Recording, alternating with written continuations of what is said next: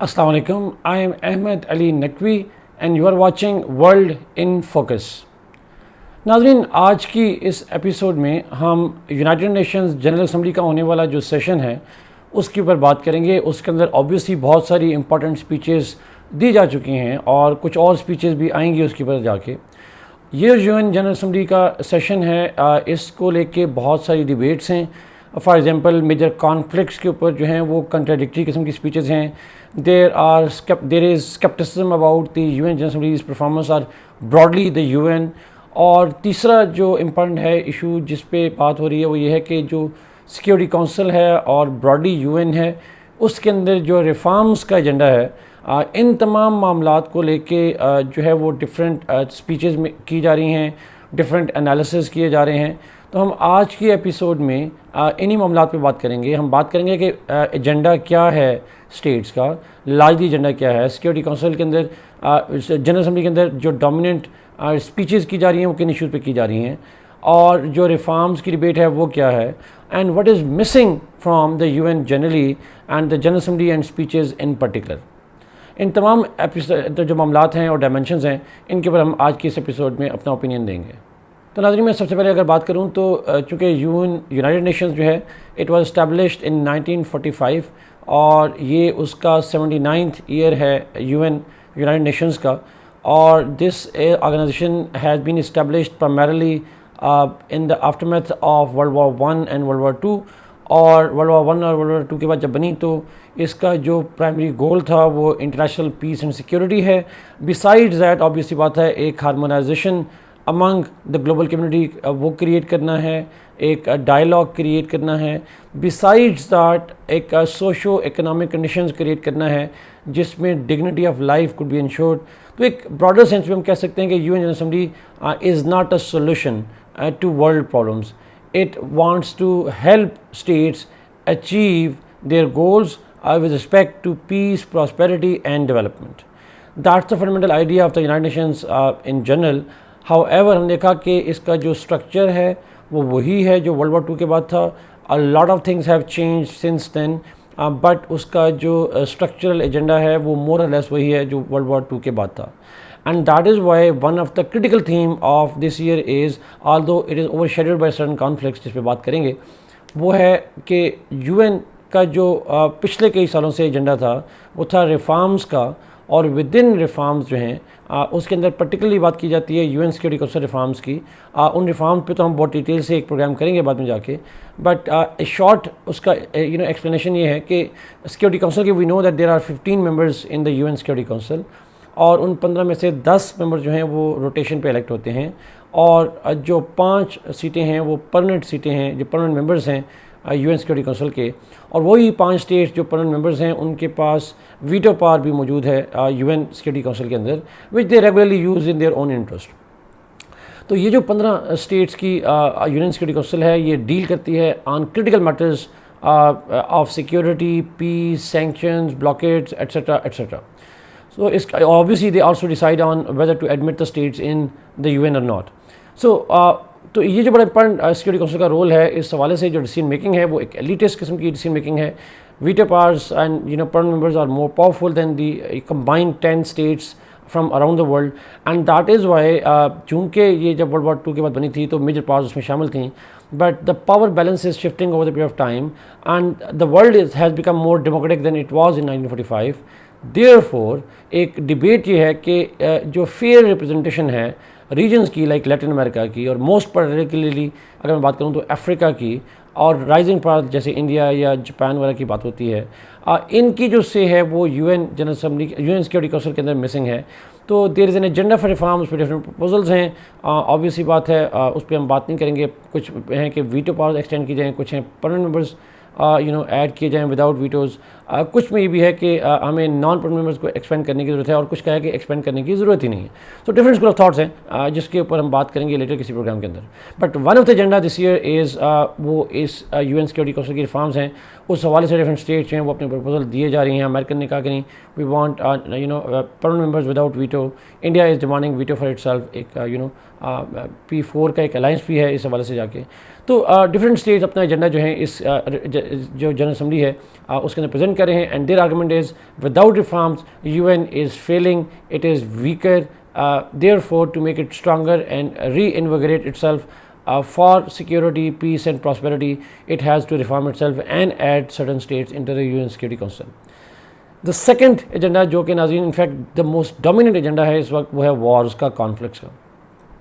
Obviously last year بھی conflicts تھے, Ukraine war was going on, but اس سال جو ہے ہم دیکھتے ہیں کہ obviously دو امپورٹنٹ کانفلکٹ جو ہیں وہ مڈل ایسٹ میں اسکلیٹ ہوئے. ایک تو پیلسٹینین کانفلکٹ تھا جو لاسٹ ایئر اکتوبر سے آنورڈ چل رہا ہے. اس وقت UN جنرل اسمبلی کا اجلاس چل رہا تھا, but major speeches were already made. اس سال جو ہے یہ بڑا امپورٹنٹ ہے because most of the UN debates included the issue of Palestine and Israel. ہم نے دیکھا کہ پرسوں جو ہے وہ اسرائیل کے پریزیڈنٹ پرائم منسٹر نے اسپیچ بھی کی UN جنرل اسمبلی سے, اور انہوں نے براڈلی ریجیکٹ کیا سیز فائر کا آرگومنٹ. انہوں نے اوفینسو ٹون رکھی اور انہوں نے کہا we don't care what people say but we will carry on when we are fighting for our life. تو وہ ایک غزہ وار جو ہے اس حوالے سے ایک گلوبلی ڈیوائڈڈ اوپینین جو ہے وہ ہمیں نظر آتا ہے اس پہ جا کے. بسائڈ دیٹ ہم دیکھیں کہ جو دوسرا میجر کانفلکٹ ایسکیلیٹ ہوا ریسنٹ ڈیز میں, that is the Lebanon conflict. Obviously Israel has carried out major strikes against Hezbollah in Lebanon. Expected تھا کافی عرصے سے کہ یہ وار ایکسپینڈ ہوگی and it is expanding now.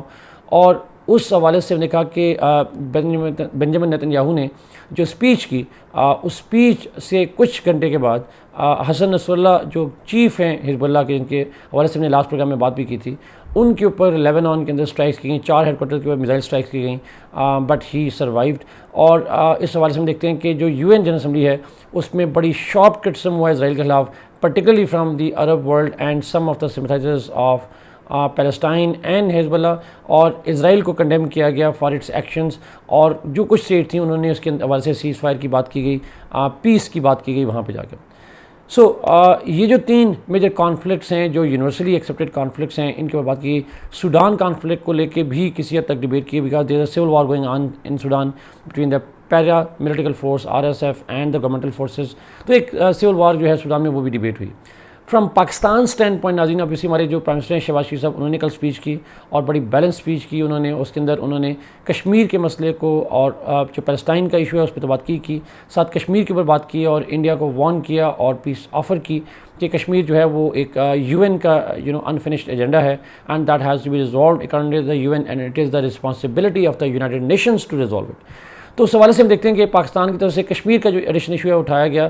آلدو Kashmir کے اوپر موسٹلی لیڈرز بات نہیں کرتے, ہسٹوریکلی ٹرکش پریزیڈنٹ بات کرتے تھے, but this time he did not mention Kashmir at آل.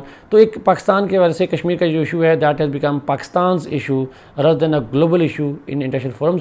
اور اس شہباز شریف صاحب کی جو اسپیچ ہے اس کے اوپر بھی ہم ایک پروگرام کریں گے کہ یہ Pakistan why it is losing and how it is losing its cause in the UN General Assembly. اس حوالے سے بھی ہم بات کریں گے. ناظرین, last but not the least theme جس پہ بات کی گئی that was the issues of poverty and climate change.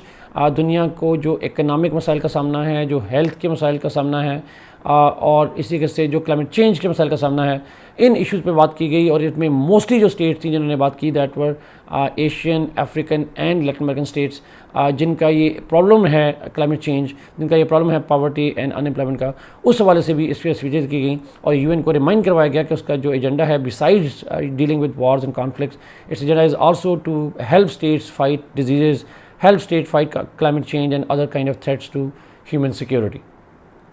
سو ناظرین, اگر میں ان تمام جو اسپیچز ہیں, ڈیولپمنٹس ہیں, اس کو اسیس کروں اور اس کے بارے میں اپنا اوپینین دوں, تو ناظرین یہ کلیئرلی انڈیکیٹ کرتا ہے کہ جو UN جنرل اسمبلی ہے اور یونائٹڈ نیشنز ان جنرل ہے, اٹ از شارپلی ڈیوائڈیڈ. اور نہ صرف ڈیوائڈیڈ ہے, پولرائزیشن تو ایک بیوٹی ہے ڈیموکریٹک پروسیس کی, لیکن میں اگر UN کے جو جنرل اسمبلی کے پریزیڈنٹ ہیں, سلووینیا کے جو ریپرزنٹیٹیو ہیں, ان کی اسپیچ کروں تو ان کا ورڈ تھا the environment was like poisonous. اور بہت سے اور بھی ایکسپرٹس ڈپلومیٹس کہہ چکے ہیں کہ compare to the last year, this year the states that are aggrieved states, چاہے وہ کانفلکٹ کی ہوں یا کلائمیٹ کے حوالے سے ہوں, their criticism of the West is significantly sharper than what it was historically and traditionally at this platform, which is a clear sign of frustration on the part of certain states and powers, جو کہ behaviour جو ہے باقی status کا اس حوالے سے جو ہیں they are very very critical. اور اس کی بنیادی وجہ ناظرین obvious سی بات ہے, یہ بائیلیٹرل کرٹیسم نہیں ہے, یہ criticism is also directed at the U N functioning. ہم نے دیکھا کہ پچھلے 2 سال سے 10 ہو گئے, یوکرین وار چل رہی ہے, there is no end in sight and U N has largely been missing on the scene. Palestine conflict کو لے کے U N has miserably failed. ہم جانتے ہیں کہ اسرائیلی وار میں despite the fact that majority of the United Nation General Assembly has passed resolutions for peace and ceasefire, but Israel has defied them all. obviously بات ہے, and that is under area جس کی ہم بات کر سکتے ہیں کہ جو کس طریقے سے سیکورٹی کونسل جو ہے وہ ہینڈی کیپڈ ہے at the hands of global powers, چاہے یوکرین ہو یا پیلسٹائن کا کانفلکٹ ہو. Majority of the U N is on the side of Ukrainians and the Palestinians, but چاہے ادھر سے رشینز ہو ادھر سے امریکنز ہوں, they have largely bulldozed the majority's wish against the spirit of democracy at the U N Security Council. So this is one of the reasons why frustration against the UN General Assembly and United Nations members is significantly growing, چاہے وہ آپ اس side پہ ہوں یا اس side پہ ہوں. This is very very important one. Besides that ہم دیکھا کہ اس فورم کے اوپر اس سال ہسٹوریکلی ڈومیننٹ تھیم کرتا رہا different kind of socio economic issues, اور خاص کر کلائمیٹ چینج. اس سال climate is not on the top of agenda, which clearly shows that wars have engulfed not only the financial resources of the world, but it has also diverted the political capital of the world, and therefore it will be difficult for the states to deal with the existential threat that comes from the climate factors. So war جو ہیں وہ ایک historical sense میں global community کو ہمیشہ سے distract کرتی رہی ہیں, اور nothing has change on that front as well at this point of time.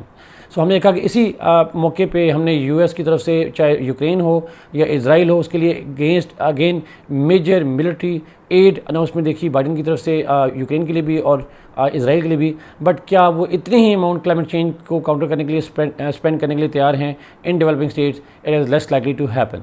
So in that context ناظرین اگر ہم کہا جائے تو U N general assembly is failing, there is no doubt about it.